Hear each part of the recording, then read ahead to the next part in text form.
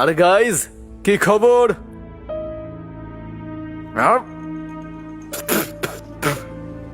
এটা এত বাজে কেন?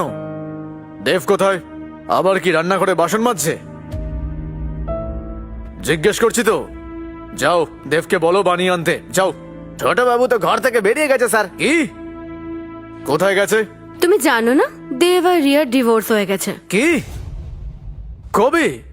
এগুলো সব ছাড়ো আর এটা জিজ্ঞেস করো রিয়া রবি কবে বিয়ে করছে। প্লিজ পূজা, আমি আগেই বলেছি। দেব, কিন্তু তুমি এত রেগে যাচ্ছ কেন? তুমি কি ওকে ভালোবাসো? আরে দেব তো তোমার জন্য ছিলই না, তোমার হেল্প নিয়ে শুধুমাত্র পার্টিতে যেত ব্যাস। নইলে বাড়ির মাস্টার শেফ তো ওই ছিল। শোনো, আমার ফোন লাগছে না, প্লিজ দেবকে ফোন করো আর খবর লাগাও ও কোথায় আছে। ওকে বলো আমি আসতে বলেছি, প্লিজ।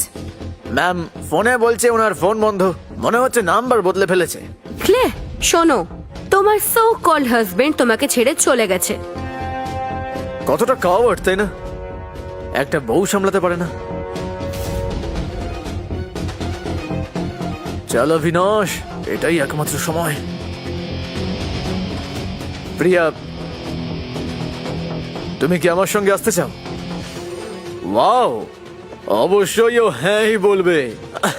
বিয়ের শুভকামনা গাইস। Shut up. রিয়া, ছাড়ো, ও একটু বিরক্ত আছে এখন, কিছুদিনের মধ্যে ঠিক হয়ে যাবে। আরে চাপ নিও না ভাই, অভিনন্দন। এত ফ্রাস্ট্রেশন কিসের?